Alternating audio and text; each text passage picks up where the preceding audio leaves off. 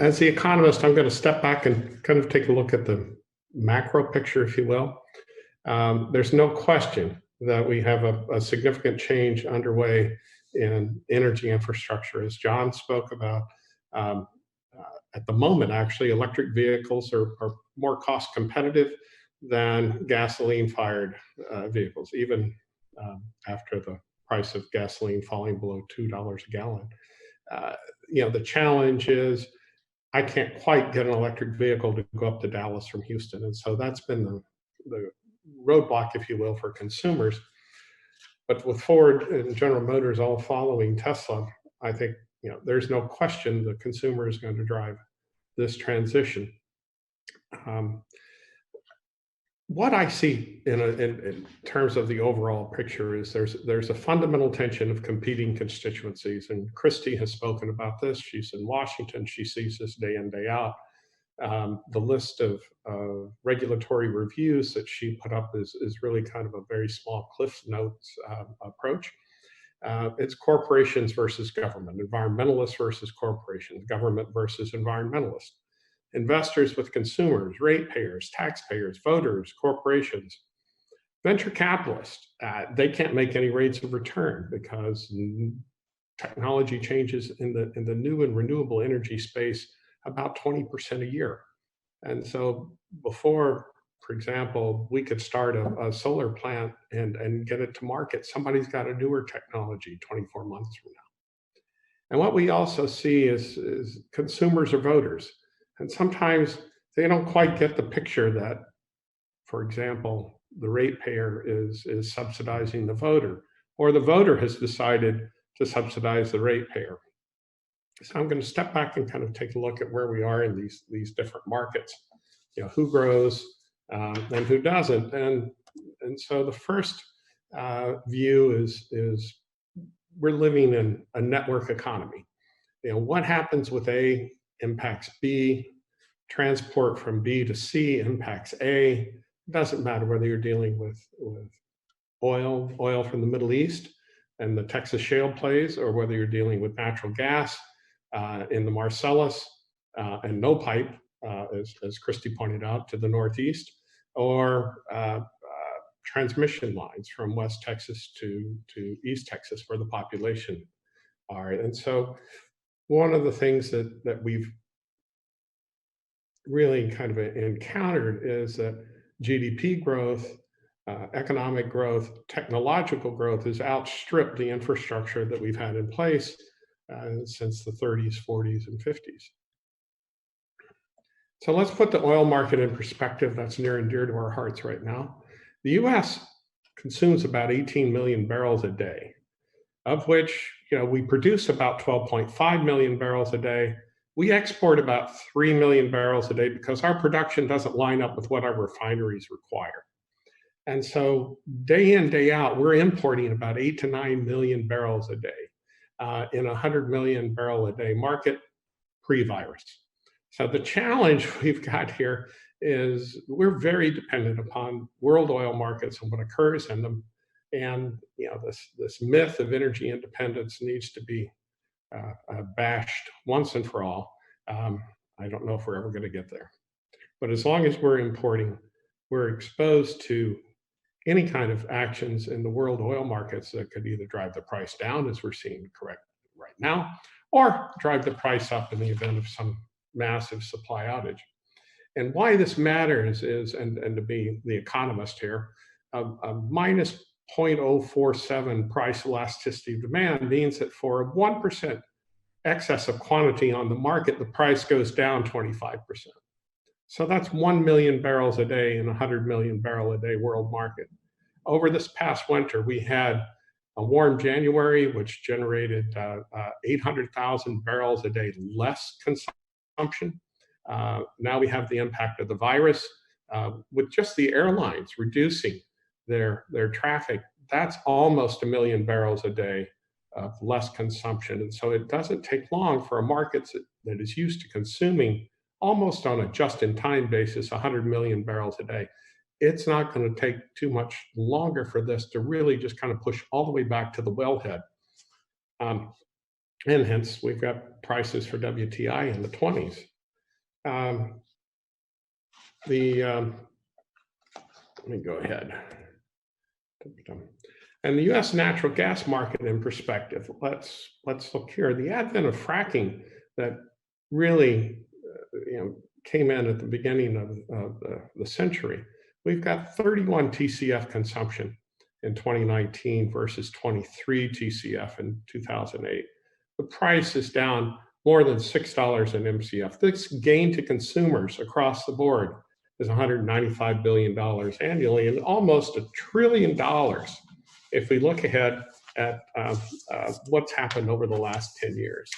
Now, this benefit has led to really the pushing of coal plants out of the electricity mix and a reduction in CO2 emissions across the board. It's not a perfect solution, but it's become a cheap and useful solution for reducing emissions as we make a transition here. Why invest in pipelines? So one of the great challenges we've had is interstate pipelines. As Christy pointed out, we've got the Atlantic Pipeline project, which has been pending for a number of years, more than 10 years. We have millions of potential customers in the Northeast who are still consuming dirty fuel oil, who are still handicapped by bringing in some gas from LNG. So the guys in Boston pay the same for LNG as do the consumers in Tokyo. When 400 miles away, we've got wells in the Marcellus that could deliver natural gas to them for a third of the cost of what they're paying today, and it would be cleaner. One of the great challenges historically with federal regulation of pipelines is that no one wants them to make too much money. And Paul McAvoy, in an analysis some years ago, pointed out that the rates of return available to these pipes are so low that it's very difficult to attract capital to invest. And so we see capital going to other industries and perhaps not going where we need it most to deliver cheaper energy. And the consequences of having a mismatch of pipeline capacity are what we saw here in the 2000-2001 market. Gas can go into the Waha in the Permian at essentially $2.50 an MCF and comes out in California as much as $12.50 an MCF. That's because there was not enough capacity to deliver the natural gas there. And we'll talk about what happened in California here shortly. John brought up the issues with ERCOT, and ERCOT is a interesting construction. The former chairman of California Independent System Operator called Texas a socialist market because of the way this is structured. It's a monopsony market. There's one buyer for generated electricity. And if we take a look at it across the year, the average wholesale price is less than the average total cost. So this means that generators really are not having a whole lot of incentive to add capacity. And in fact, the electricity generators have an incentive to withdraw capacity to drive prices up. And we saw a lot of that this past summer as we had a very tight situation. It's not the reserve margin that really matters. It's who turns on during the day that drives the prices in the market. But keeping in mind that the generated part is kind of competitive. Well, under the ERCOT model, generators have to bid to come in. And so 70% of the rest of the electricity bill is totally regulated. That's the transmission companies and the distribution companies. We have guaranteed profits, if you will, for transmission companies.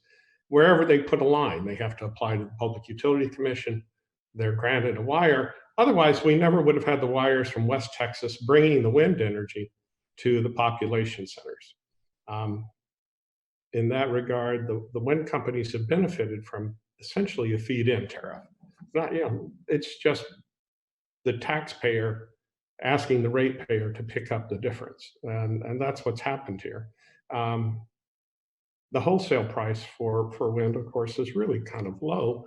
And in fact, at various points can become negative. So Tuesday afternoon in ERCOT, there was an electricity shortage in the Permian Basin, and we see prices there going way up, up to what, $90 a kilowatt hour, which is really quite high if you get up to that $9,000 per megawatt hour hit. And then along the valley, where we have negative prices, and so generators are actually having to give away electricity just to keep the generators functioning. And this varies by day, and so it's a great illustration, if you're not doing anything while you're sequestered at home, just to log on to the ERCOT website and take a look at how the prices in the real-time market here change. And then, of course, we've got a situation like we have in August, where the strain on ERCOT became really apparent, and there was just not enough electricity to go around. The hottest days in Texas are quite honestly the days when the wind doesn't blow. And the electricity-only market, just to kind of illustrate this, if the capacity is expected to be 75,000 megawatt hours at peak, say for August, across the rest of the year, the average is about 40,000 megawatt hours of consumption. And so with an electricity-only market, as we have in ERCOT, that means the standby generation, the 35,000 megawatt hours of generation capacity, is not earning anything.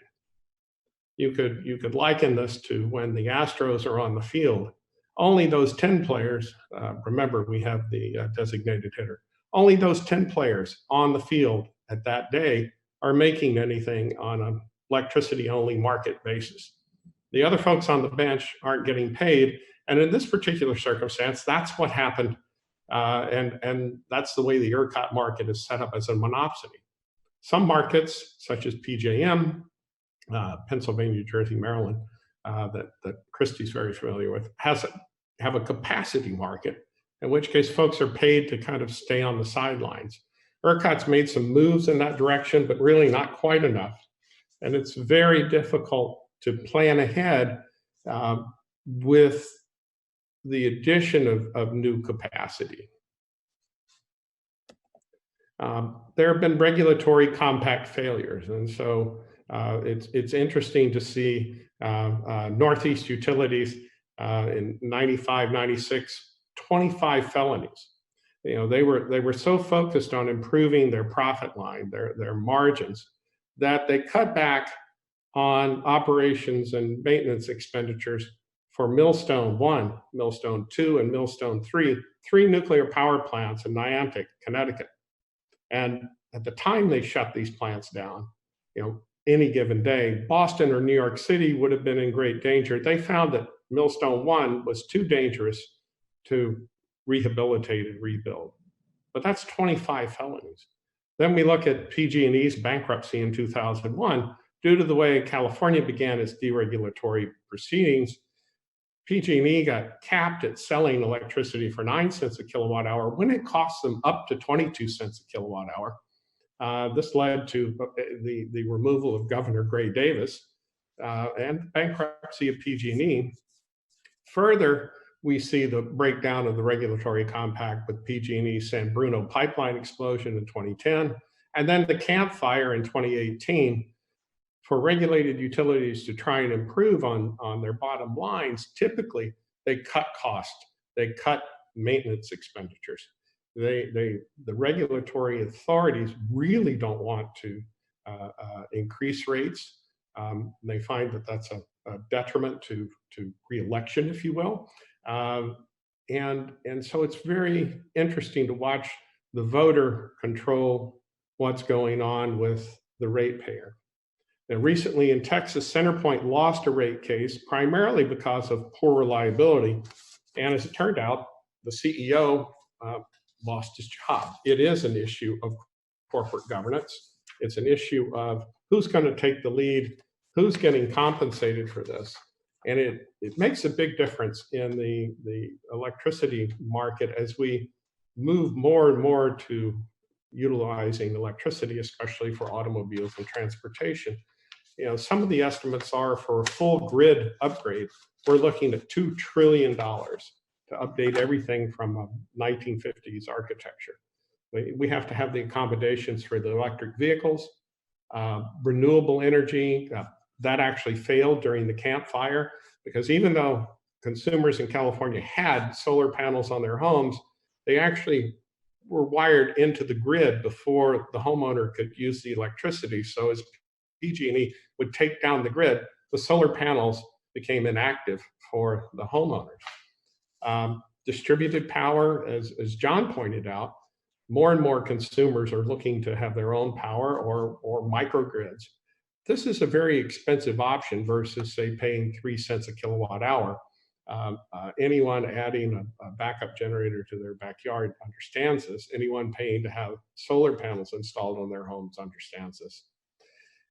Additional issues, hardening against natural disasters. Here in Texas, we understand that with hurricanes. In California, the issues are fires and earthquakes. Hardening against EMPs, because electromagnetic pulses. This was a big issue that many people in national security consider as one of the leading problems. And then hardening against cyber attacks. Every day, the grid is under attack from all sorts of agents, domestic and foreign. And so there's an awful lot of work that needs to be done. And the issue facing us as consumers and voters is, how do we get it paid for? How do we compensate folks to go ahead and repair the infrastructure and get us to a point where we can make it through the rest of the century? And so here are some references. And Dave, I guess we're ready for questions.